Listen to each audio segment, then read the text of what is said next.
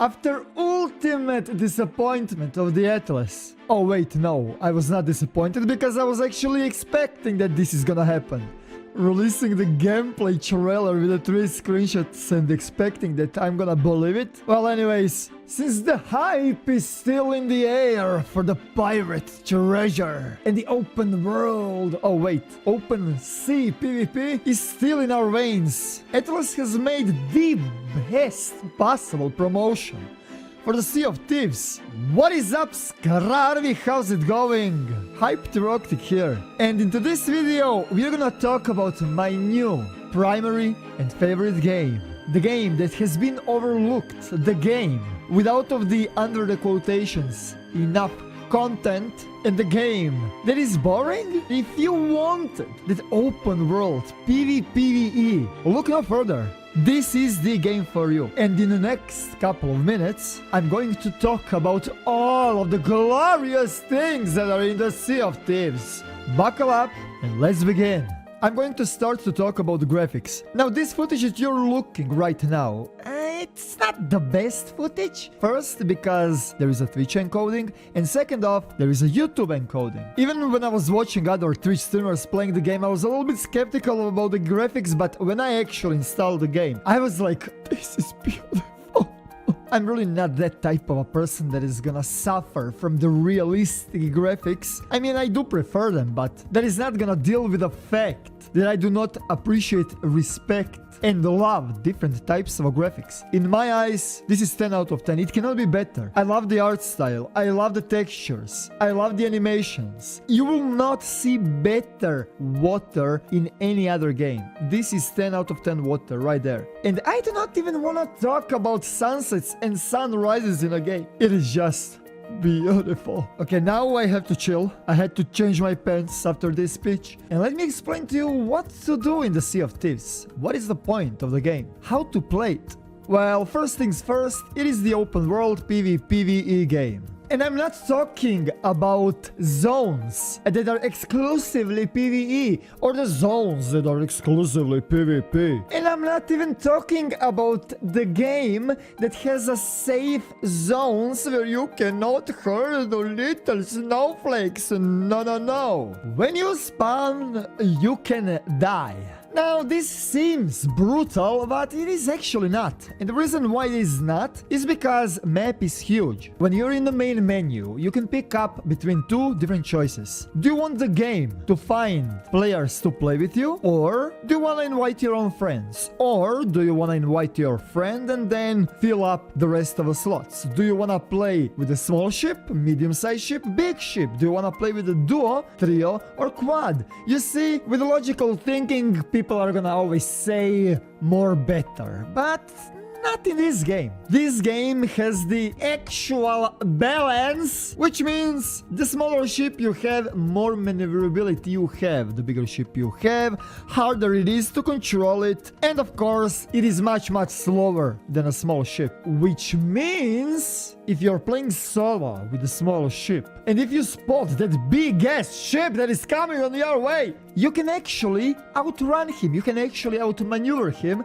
and run away like a little gazelle. It is the open world PvP. You can pick your own fights. Isn't that beautiful?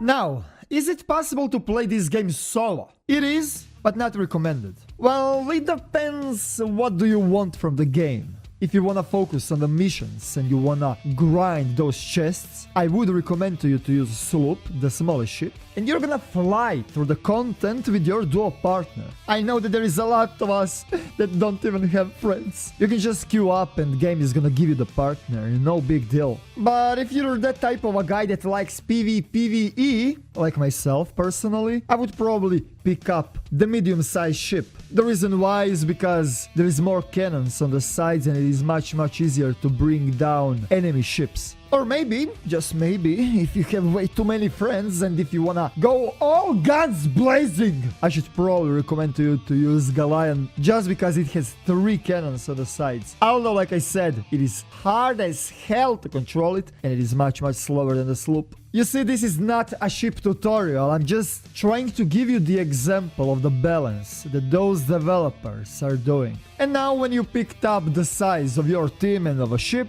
It is time to sail. Well, not quite. You're gonna spawn on a random outpost on the map. Outposts are the small towns that are scattered all across of the map, where you can take the missions, where you can sell the treasure that you have found, and you're gonna use those outposts as a place for the resupplies for your ship. Now, speaking about the resupplies, you're gonna find the barrels scattered all across of the outposts, and of course you can find those barrels on any other island, and even you can find them floating on random parts on the sea. But anyways, searching those barrels, you're gonna find planks to fix your ship, you're gonna find cannonballs to shoot other ships, and you're gonna find the bananas that you're gonna eat for healing up. Simple, right? Now let me just tell you how expensive those supplies are. They are free! You don't have to pay anything, you just loot them. That's it. The only thing that you're gonna pay in this game are gonna be cosmetics. You don't even have to buy weapons. You start a game, you open the arsenal, and you pick your weapon of choice. Simple as that.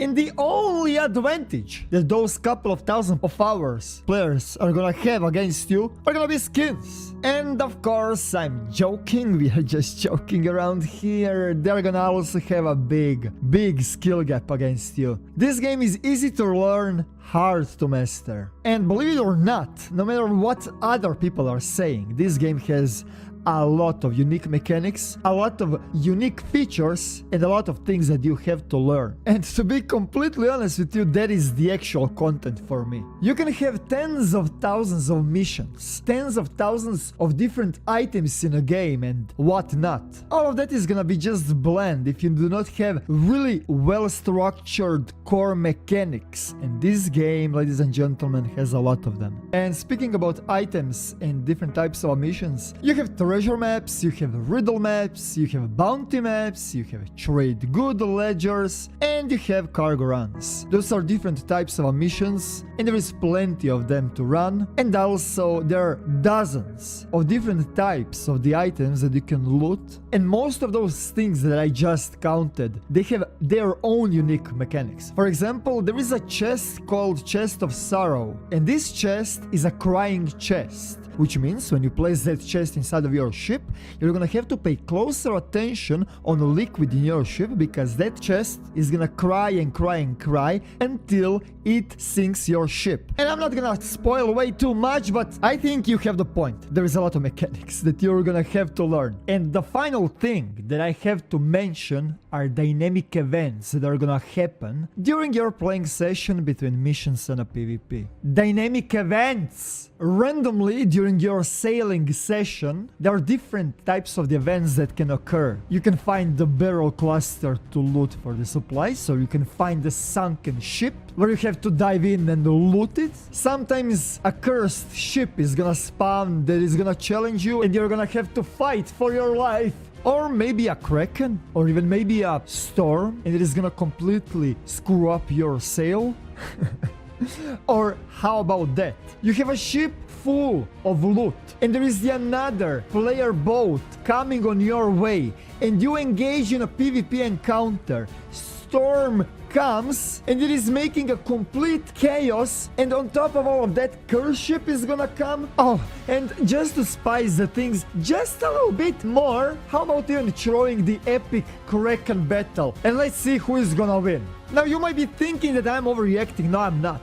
Those dynamic events can occur anytime and they can stack on top of each other. It is not that often, but random dynamic events are really well made. And no matter if Kraken or just a curse ship occurs, you're gonna feel like you're in the epic battle, and it is gonna create that intense moment because you kinda do not wanna lose your chests from the ship, right? And speaking about risk, the only risk that you're taking when you're sailing in the Sea of Thieves is your time. To be efficient, you should probably not go to the outpost every single chest that you loot. And the more loot you have on your ship, more and more intense the gameplay is going to be. If you successfully trade all of the chests from the missions that you have gotten, you're gonna feel the accomplishment, and if you fail, you're gonna lose the time. Although you're gonna learn a really valuable lesson. And believe it or not, all of those mechanics, they're actually working. I'm that early access type of a guy, you know, I'm playing those early access games. And my mind is completely shattered how consistent this game is. Everything works. Everything is fluid. Everything is snappy. I'm talking about animations, hit registration, desync, rubber banding, lag, all of that crap. It just works. I do not know if this game is in alpha, beta, closed alpha, gamma, delta. Go on the Microsoft Store, go on G2A, buy the game. Thank me later. Well, you can always subscribe because you can expect much more on this channel for Sea of Thieves. Thank you guys for watching and see you in the next one. Eroktic out.